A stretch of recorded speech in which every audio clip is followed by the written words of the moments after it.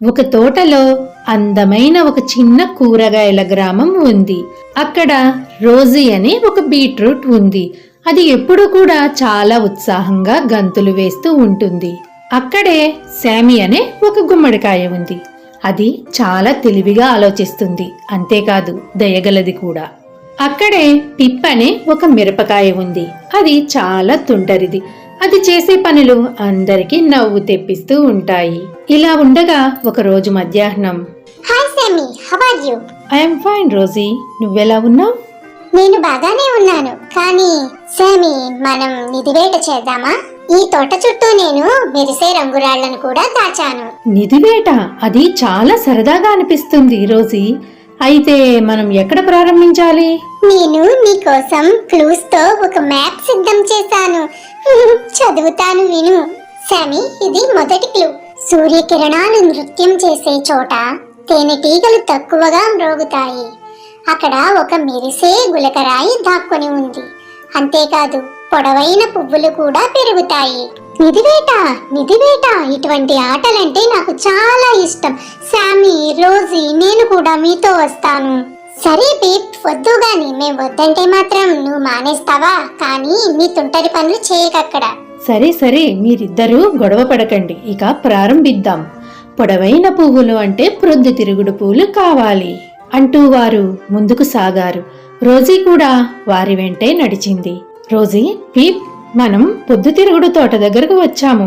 చూసారా, ఇక్కడ తుమ్మెదలు కూడా చాలా తక్కువగా ఉన్నాయి. పదండి, మనం తోట లోపలికి వెళ్దాము అంటూ వాళ్ళు బయలుదేరారు. ఒకవైపు శామీ మ్యాప్ ని క్షుణ్ణంగా చదువుతూ ఉంటే పిప్ ఇలా చేస్తున్నాడు. ఇక్కడ ఏదో మిగులుతున్నట్టుంది. అమ్మో, గొంగలి పురుగు! ఇదంటే నాకు చాలా భయం. ఓ, ఆ మెరిసే రంగురాయి నాకు దొరకలేదు. మిత్రులారా, తొందరగా రండి, నాకు ఆ నిధి దొరికింది శామీ, నువ్వు చాలా తెలివైన వాడివి అంటూ పొగిడాడు పిప్. ఇక రోజీ అయితే ఆనందంతో తెగ గంతులు వేసింది. వాళ్ళు మొదటి రంగురాయిని సంపాదించారు. ఇక రెండవ క్లూ ఇలా ఉంది. నీరు ఎక్కడ ప్రవహిస్తుంది మరియు కప్పలు ఎక్కడికి వెళతాయి? అక్కడ ఒక ఓక్ చెట్టు కింద నాచులో ఒక మెరిసే రంగురాయి ఉంది.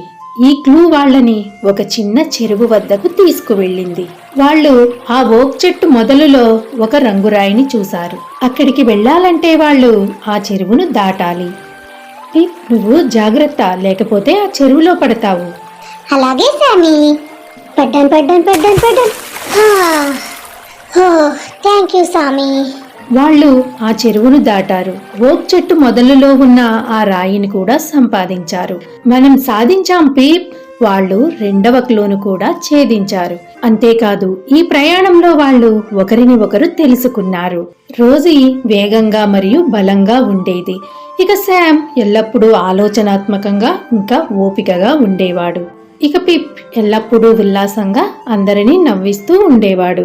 క్యారెట్లు ఎక్కడ పడుకుంటాయి, పురుగులు ఎక్కడ నివసిస్తాయి, అక్కడ అతిపెద్ద నిధి ఉంది, మీరు దానిని భూమి లోపల కనుక్కొంటారు అని చివరి క్లూ చదవబడింది. వాళ్ళు సంతోషంతో పాటలు పాడుకుంటూ క్యారెట్ తోట వైపు ప్రయాణించారు.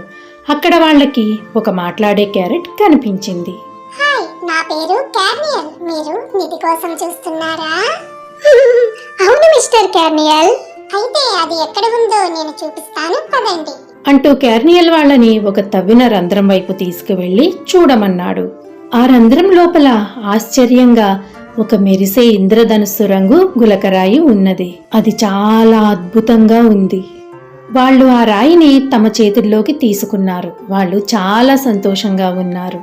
మీకు ఒకటి తెలుసా? నిధిని కనుగొనడం చాలా సరదాగా ఉంది, కానీ మీ ఇద్దరితో గడపడమే అసలైన నిధి. వాళ్ళు కలిసి పనిచేశారు, ఒకరికొకరు సహాయం చేసుకున్నారు మరియు స్నేహితులుగా కలిసి ఉండడమే అన్నిటికంటే ఉత్తమమైన సాహసమని వాళ్ళు తెలుసుకున్నారు. ఒక అడవిలో పెద్ద వేప చెట్టు ఉండేది. దాని మీద రకరకాల పక్షులు గూళ్ళు కట్టుకుని ఉండేవి. వాటిలో ఒక కాకి కూడా ఉండేది. దానికి చాలా పొగరు. ఎప్పుడూ ఏదో ఒక పక్షితో గొడవ పడుతూ ఉండేది. చిన్న చిన్న పక్షులను దాని గోళ్లతో రక్కి ముక్కుతో పొడుస్తూ హింసించేది. అందువల్ల మిగిలిన పక్షులేవి దానిని పలకరించేవి కావు, మాటలు కలిపేవి కావు, దానికి దూరంగా ఉండేవి. వర్షాకాలం దగ్గర పడింది. పక్షులన్నీ తమ ఇళ్లను ఎంత వాన కురిసినా ఎంత గాలి వీచినా తట్టుకునేలా గట్టిగా నిర్మించుకుంటున్నాయి. కానీ కాకి పెద్ద సోమరిపోతు రేపు ఎల్లుండి అంటూ రోజులు దాటవేసింది. ఇంతలో వానాకాలం రానే వచ్చింది. పెద్ద గాలివాన వీచింది. ఆ గాలికి ఆ వేప చెట్టు కాస్త అటూ ఇటూ పూనకం వచ్చినట్లు ఊగడం ప్రారంభించింది. పక్షులన్నీ కూడా భయంతో గబగబా వాటి గూళ్లలోకి చేరి దాక్కున్నాయి. కాకిది పుల్లల ఇల్లు కదా, గాలికి చెల్లా చెదురైపోయి కింద పడిపోయింది. దానికి 2 పిల్లలు కూడా ఉన్నాయి. వాటి మీద వాన పడకుండా దాని 2 రెక్కలు అడ్డుపెట్టింది. కానీ కొంతసేపటికే వాన ఇంకా పెద్దదయింది. ఆ పిల్లలు కూడా పాపం తడిచిపోయాయి. అవి చలికి వణకడం ప్రారంభించాయి. ఇలాగే ఉంటే తన పిల్లలకి ఏమైనా అవుతుందేమో అని భయపడి ఆ కాకి చిలుక ఇంటికి వెళ్ళి ఇలా అంది.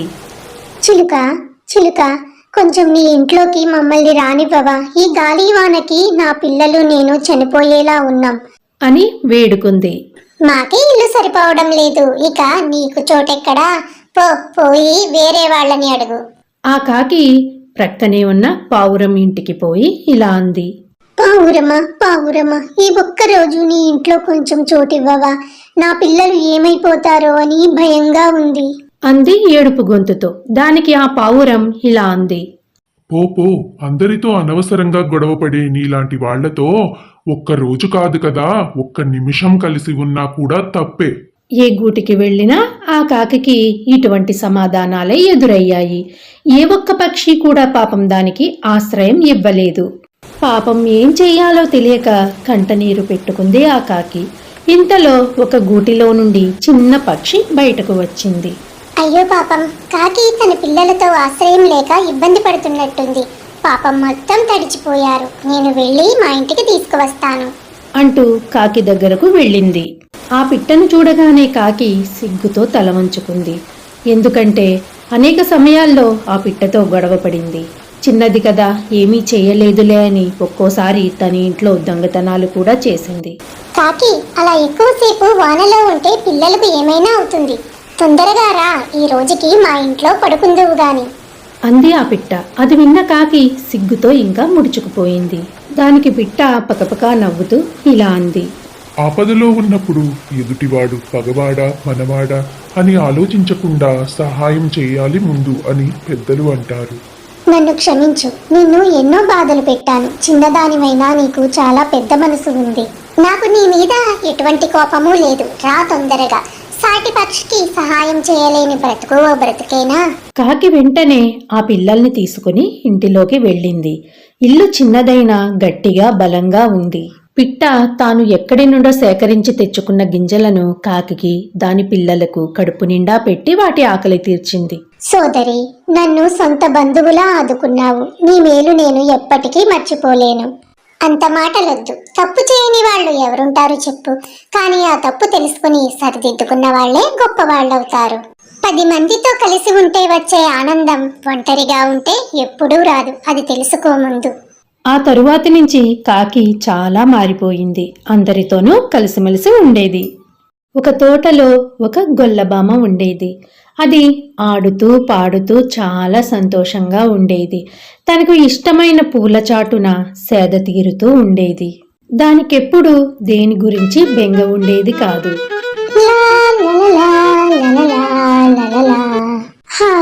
ఈ రోజు ఎంత ఆహ్లాదంగా ఉంది. కాసేపు ఈ చెట్టు కింద నిద్రపోతాను అంటూ గుర్రు పెట్టి నిద్రపోయింది. దాని పక్కనే ఒక చురుకైన చీమల గుంపు ఉండేది. ఆ చిన్న జీవులు అటు ఇటు తిరుగుతూ అవిశ్రాంతంగా పనిచేస్తూ గోధుమ గింజలను ఇతర ఆహార పదార్థాలను సేకరిస్తూ ఉండేవి.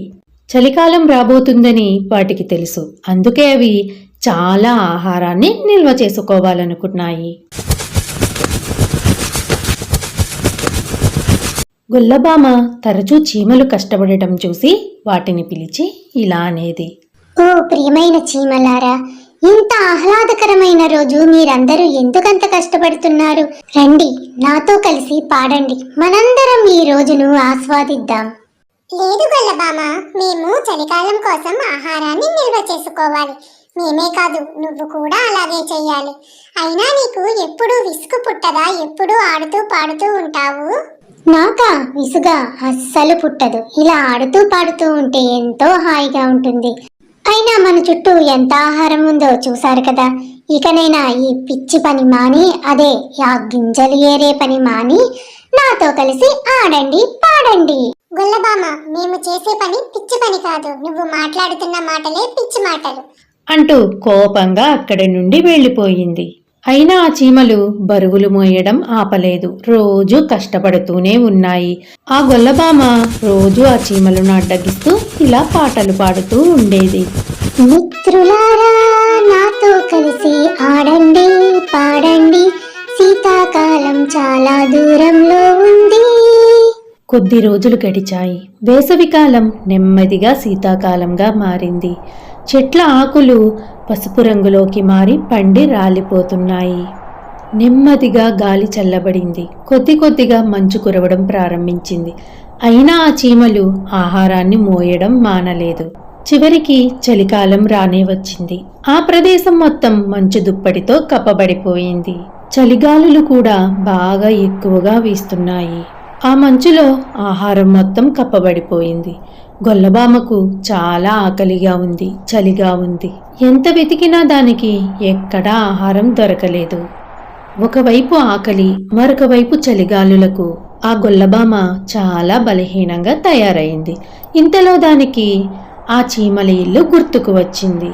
ఎలాగోలా తన ఓపికనంతా కూడబెట్టుకుని ఆ చీమ ఇంటికి వెళ్ళి తన తలుపు తట్టింది. ఆ ఇంట్లో నుండి ఒక చీమ బయటకు వచ్చింది. ప్రియమైన చీమలారా, నాకు చాలా ఆకలిగా, చలిగా ఉంది. నాకు కొద్దిగా ఆహారం మరియు మీ వెచ్చని ఇంట్లో కొద్దిగా ప్లేస్ ఇవ్వగలరా? ఏమిటి, నీకు ఉండడానికి చోటు కావాలా? ఆహారం కావాలా? మేము వేసవి అంతా పనిచేస్తున్నప్పుడు నువ్వు ఏం చేశావు? నేను ఆడాను, పాడాను. వేసవి కాలం మొత్తం ఎంజాయ్ చేశాను. శీతాకాలం గురించి ఆలోచించనే లేదు అంటూ దిగులుగా సమాధానమిచ్చింది. అయితే సరే గొల్లబామ, నువ్వు వేసవి కాలం అంతా ఆటలు ఆడుతూ పాటలు పాడుతూ తిరిగావు. ఇప్పుడు శీతాకాలం మొత్తం డాన్స్ చేస్తూ తిరుగు అంటూ అవి అక్కడి నుండి వెళ్ళిపోయి తలుపులు మూసుకున్నాయి. అప్పుడు గొల్లబామ చలిలో మంచులో ఒంటరిగా ఉండిపోయింది. అది ఆ రోజు ఒక విలువైన పాఠాన్ని నేర్చుకుంది. కేవలం ఈ రోజు గురించి మాత్రమే ఆలోచించడం కాదు, భవిష్యత్తు గురించి కూడా మనం ఎప్పుడూ ముందుగానే ఆ చీమలలాగా ఆలోచించుకోవాలని.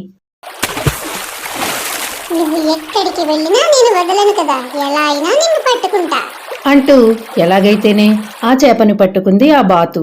పట్టుకున్న ఆ చేపను తన ఇంటికి తీసుకువెళ్ళింది ఆ బాతు. తన మిత్రుడైన కోడికి ఆ చేపను ఇచ్చింది ఆ బాతు. కోడి వంటలు చాలా బాగా చేస్తుంది. వెంటనే ఆ చేపను వండడం ప్రారంభించింది. మీకు చెప్పడం మర్చిపోయానండోయ్, వాళ్ళిద్దరికీ ఇంకో స్నేహితుడు కూడా ఉన్నాడు. తనే ఈ పాండా. తను పుల్లలు సేకరించడానికి అడవికి వచ్చాడు. ఈ పుల్లలు బాగా ఎండాయి, మంట వేసుకోవడానికి చాలా బాగుంటాయి. ఇవి కూడా బాగా ఎండాయి, వీటిని కూడా నేను ఇంటికి తీసుకువెళ్తాను అంటూ ఆ పాండా అక్కడ ఉన్న పుల్లలన్నీ పోగు చేసి కట్ట కింద కట్టి ఇంటికి తీసుకువెళ్ళింది. ఆ పుల్లలతో వాళ్ళు సాయంత్రం ఫైర్ క్యాంప్ వేసుకున్నారు. బాతు చేపలను తెస్తూ ఉంటే కోడి వంట చేస్తూ ఉండేది. ఇక పాండా పుల్లలు తెస్తూ ఉండేది.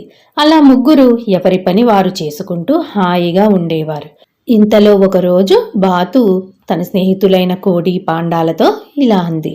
మిత్రులారా, రోజు చేపలు పట్టాలంటే నాకు చాలా బోర్గా ఉంది. మనం మన పనులను మార్చుకుందామా? మీ ఐడియా చాలా బాగుంది. అలాగైతే నేను రేపటి నుంచి కట్టెలు ఏరుకొస్తాను. నాకు కూడా నీ ఐడియా చాలా బాగా నచ్చింది. నేను చేపలు పడతాను. అయితే నేను వంట చేస్తాను. రేపు ఉదయం నుంచే మన పనులను మనం ప్రారంభిద్దాము. ఇక వెళ్ళి పడుకుందాం అంటూ ముగ్గురు కూడా ఇంటి లోపలికి వెళ్లి పడుకున్నారు. ఇంతలో తెల్లవారింది. ఏ పాండా, నేను వెళ్ళి నీకంటే మంచి పుల్లలు తీసుకువస్తాను చూడు. ఏ బాతు, నువ్వు వండడానికి రెడీగా ఉండు. నేను వెళ్ళి చాలా చేపలు తీసుకువస్తాను. పాండా చేపలు పట్టడానికి చాలా ఉత్సాహంగా వచ్చింది. కానీ దానికి ఎంత ప్రయత్నించినా ఒక్క చేప కూడా దొరకడం లేదు. ఈ చేపలు పట్టడం చాలా కష్టంగా ఉంది. నా వల్ల అవడం లేదు. ఎంత ప్రయత్నించినా ఒక్క చేప కూడా దొరకడం లేదు. వావ్, ఈ పుల్లలు ఎంత అందంగా ఉన్నాయి. పచ్చగా నిగనిగిలాడుతూ మెరుస్తూ ఉన్నాయి. ఆ పాండా ఇలాంటి పుల్లలే కదా తెస్తుంది. వీటికన్నా నేను ముందు చూసిన పుల్లలే బాగున్నాయి. అంత అందమైన పచ్చని పుల్లలు వదిలేసి ఆ పాండా ఈ ఎండు పుల్లలు ఎందుకు తెస్తుందో ఏమిటో. నేను ఆ పచ్చని పుల్లలే తీసుకువెళ్తాను అంటూ ఒక కట్ట కట్టుకుని వాటిని తీసుకువెళ్ళింది. చేపలు ఏమీ దొరకక ఖాళీ చేతులతో వచ్చి దిగులుగా కూర్చుంది ఆ పాండా. ఇంతలో కోడి తాను సేకరించిన పచ్చి పుల్లలను తీసుకువచ్చి వాళ్ళకి చూపించింది. ఆ పచ్చని పుల్లలను చూసి ఎలుగుబంటి పకపక నవ్వడం ప్రారంభించింది. ఎందుకు నవ్వుతుందో అర్థం కాక ఆ బాతు కోడి అలాగే చూస్తున్నాయి. ఎందుకు పాండా నేను తెచ్చిన పుల్లలు చూసి అలా నవ్వుతున్నావు? ఎందుకంటే ఇవి పచ్చి పుల్లలు. ఎంత మంట పెట్టినా మండవు. ఇంత తింగరి పని చేస్తావని నేను అనుకోలేదు. ఇక నవ్వింది చాలు, ఆపు. నువ్వు మాత్రం ఒక్క చేపైనా తెచ్చావా? అంతలా పగలబడి నవ్వుతున్నావు. నాకేమైనా నీలా పుల్లలు సేకరించడం వచ్చనుకున్నావా? మరి నాకు చేపలు పట్టడం వచ్చనుకున్నావా? వీళ్ళ గొడవ అయ్యేలా లేదని ఇక బాతు కూరగాయలైనా వండుదామని వంటగదిలోకి వెళ్ళింది. నేను వాళ్ళిద్దరిలా కాదు, ఏ పనైనా చేయగలను. నేను వంట ఎంత బాగా చేస్తానో చూడండి అంటూ కూరగాయలకి బదులు తన వేలిని కట్ చేసుకుంది. ఇక ఆ ముగ్గురికి తెలిసొచ్చింది ఒక్కొక్కరిలో ఒక్కో ప్రత్యేకత ఉంటుందని, ఎవరి పని వాళ్లే చేయాలని. ఈ కథ ఒక తుంటరి అబ్బాయిది. ఎవరో ఒకరితో అనవసరంగా గొడవలు పెట్టుకుంటూ వాళ్లపై చాడీలు చెప్పేవాడు. తన పేరు వేదాంత్. మిస్, ఈ రోజు నన్ను రాహుల్ తిట్టాడు. రోహన్ అయితే కొట్టాడు మిస్. వాళ్ళని పనిష్ చేయండి. పూజ అయితే నా బుక్ దొంగిలించింది. ఓ మై గాడ్, ఇతనితో నేను విసిగిపోతున్నాను. ఎలా అయినా వేదాంత్కి గుణపాఠం చెప్పాలి. ఇలా చేస్తా, అప్పుడు తన తప్పు తనకి తెలిసొస్తుంది. మళ్ళీ వేదాంత్ చాడీలు చెప్పడానికి వచ్చాడు. అప్పుడు టీచర్ ఇలా అంది, వేదాంత్, ఎప్పుడైనా నీకు ఎవరి మీదైనా కోపం వస్తే వాటిని ఒక బంగాళాదుంప మీద రాయి. ఒకరోజు వాటన్నిటిని నేను తీసుకుంటాను. టీచర్, ఈ ఉపాయం నాకు చాలా బాగా నచ్చింది. నేను అలాగే చేస్తాను అంటూ వేదాంత్ అక్కడి నుండి వెళ్లిపోయాడు. వేదాంత్ మరుసటి రోజు నుండి ఆ పనిని చేయడం ప్రారంభించాడు. ఉన్నవి లేనివి ఆలోచించి మరి ఆ చాడీలను తెగ రాసేశాడు. అలా కొద్ది రోజులు గడిచాయి. ఒకరోజు వేదాంత్ ఆ ఉపాధ్యాయురాలిని ఆ బంగాళాదుంపలు తీసుకోమని అడిగాడు. వేదాంత్, నాకు ఇప్పుడు ఖాళీ లేదు, నేను తర్వాత తీసుకుంటాను. అలా 10 రోజులు అడుగుతాడు. రోజు అదే సమాధానం చెప్తారు ఆ ఉపాధ్యాయురాలు.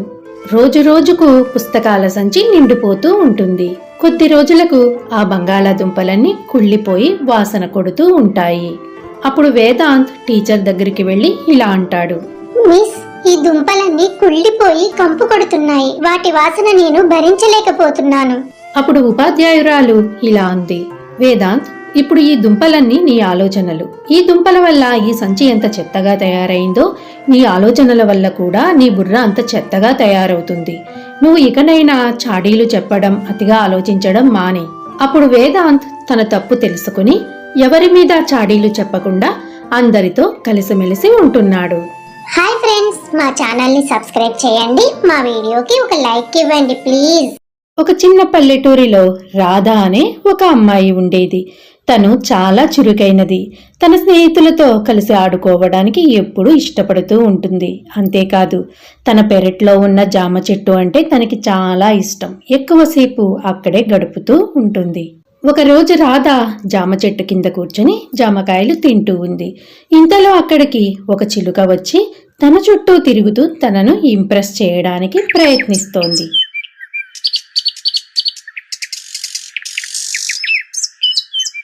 హాయ్ రాధా, నాకు ఒక జామ పండు ఇవ్వవు? ఓ, చిలుక మాట్లాడుతుంది. పైగా నన్ను రాధా అంటుంది. నా పేరు నీకు తెలుసా? తెలుసు కదా. నేను రోజు జామ పళ్ళు తినడానికి ఈ చెట్టు దగ్గరికి వస్తాను. నువ్వేమో రోజు ఇక్కడ ఆడుకుంటూ ఉంటావు. నేను నిన్ను రోజు చూస్తాను. నువ్వు ఎంతో మంచిదానివి. అందుకే నీ ముందు ధైర్యంగా వచ్చి నేను వాలాను అంటూ మాట్లాడింది చిలుక. ఆ చిలుక పలుకలకు మురిసిపోయిన రాధ తన చేతిలో ఉన్న జామ పండును తనకు తినమని ఇచ్చింది. అలా ఇద్దరు మాట్లాడుకుంటూ ఉన్నారు. కొద్దిసేపటికే ఇద్దరి మధ్య మంచి స్నేహం ఏర్పడింది. రాధ తను సంతోషంగా ఇంటికి వెళ్ళి వాళ్ళ తమ్ముడితో జరిగిన విషయం మొత్తం చెప్పింది. తమ్ముడు, ఈ రోజు ఏం జరిగిందో చెప్పనా? మన జామ చెట్టు దగ్గర నాకు ఒక చిలుక పరిచయమైంది. అది మాట్లాడుతుంది, నాతో స్నేహం కూడా చేస్తుందట. దాన్ని మనం ఇంటికి తీసుకొస్తే ఎంత బాగుంటుందో కదా. నాకు అది చాలా బాగా నచ్చింది. ఏమంటున్నావక్క? మాట్లాడే చిలుక అది నీకు నిజంగా అంత బాగా నచ్చిందా? అవును తమ్ముడు, ఇప్పుడు తెచ్చి ఇస్తావా ఏమిటి? సరే, వెళ్ళి పడుకో ఇక. అలా కొద్ది రోజులు గడిచాయి. రాధ ఇంకా చిలుక రోజూ కలుసుకొని కొద్దిసేపు కబుర్లు చెప్పుకుని జామపళ్ళు తింటూ ఉండేవారు. ఇంతలో ఒకరోజు రాధ పుట్టినరోజు వచ్చింది. పుట్టినరోజు శుభాకాంక్షలు అక్క. సాయంత్రం నీకు ఒక సర్ప్రైజ్ గిఫ్ట్ ఇస్తాను. వావ్, ఏమిటి తమ్ముడు అది? కాసేపట్లో నువ్వే చూస్తావు కదా అంటూ తను అక్కడ నుండి వెళ్ళిపోయాడు. తను ఆ జామ చెట్టు దగ్గరకు వెళ్లి ఆ మాట్లాడే చిలుకను పట్టుకొని పంజరంలో బంధించాడు. ఏ చిలుక, నువ్వంటే మా అక్కకి చాలా ఇష్టం. ఇక నుండి నువ్వు కూడా మాతో పాటే హాయిగా ఉందుగాని పద అంటూ ఆ చిలుకను పంజరంలో బంధించి వాళ్ళ అక్కకు తీసుకువెళ్లి ఇచ్చాడు. అది చూసిన రాధ సంతోషంతో గంతులు వేసింది. కాని ఆ చిలుక మాత్రం బాధపడుతూ ఉంది. రాధ ఆ చిలుకను తన గది లోపలికి తీసుకువెళ్ళింది. తను చాలా సంతోషించింది. రాధ ఆ చిలుకకు ఇష్టమైన పండ్లు, ఆహార పదార్థాలు, స్వీట్స్ అన్నీ తెచ్చిపెట్టింది. ఎంతో ప్రేమతో పెట్టింది. కానీ ఆ చిలుక మాత్రం వాటిని తినడం లేదు. తనతో మాట్లాడడం కూడా మానేసింది. ఇదంతా రాధకు అస్సలు నచ్చలేదు. తను చాలా బాధపడింది. చిలుకను ఇలా అడిగింది. మిత్రమా, ఎప్పుడూ గలగలా మాట్లాడే నీవు అస్సలు ఏమీ మాట్లాడడం లేదు. అంతేకాదు, అసలు ఆహారం కూడా తీసుకోవటం లేదు. ఎందుకని అంటూ మెల్లగా అడిగింది రాధ. దానికి చిలుక ఇలా బదులిచ్చింది. మిత్రమా, చేప పిల్లకి కాలువలోనూ నదులలోనూ ఈత కొట్టడం అంటే ఇష్టం. అలాగే జింకకి చెంగు చెంగుమని అడవంతా స్వేచ్ఛగా తిరగడం అంటే ఇష్టం. అలాగే పక్షినైన నాకు ఆకాశంలో స్వేచ్ఛగా ఎగరడం అంటే ఇష్టం. మిత్రమా, నేను నిన్ను ఒకే ఒక ప్రశ్న అడుగుతాను, చెప్పు. నీకు ఇష్టమైనవన్నీ తెచ్చి ఇస్తూ నిన్ను ఎక్కడికి వెళ్ళవద్దని ఈ గదిలోనే బంధించి ఉంచితే నువ్వు ఎన్ని రోజులు ఉండగలవో చెప్పు. చిలుక అడిగిన ప్రశ్నకు సమాధానం చెప్పలేక రాధ అలా నుంచుని ఉండిపోయింది. నువ్వు ఉండలేవు. ఎందుకంటే నీకు నీ స్నేహితులతో కలిసి ఆడుకోవడం అన్నా, వాళ్లతో కలిసి గ్రామం మొత్తం తిరగడం అన్నా ఇష్టం. నేను అంతే. పగలు మొత్తం నా స్నేహితులతో కలిసి కాలక్షేపం చేస్తూ సాయంత్రానికి నా గూటికి చేరుకోవడం అంటే నాకు చాలా ఇష్టం. మిత్రమా, నన్ను క్షమించు. నా తమ్ముడు నువ్వు నాతో ఉంటే సంతోషంగా ఉంటావని నిన్ను తీసుకువచ్చాడు. నువ్వు ఇంత బాధపడతావంటే నిన్ను ఇందులో ఎందుకు ఉంచుతాను? నీ సంతోషమే నాకు కావాలి. ఇదిగో, నిన్ను ఇప్పుడే వదిలేస్తున్నాను. వెళ్ళు, స్వేచ్ఛగా సంతోషంగా జీవించు.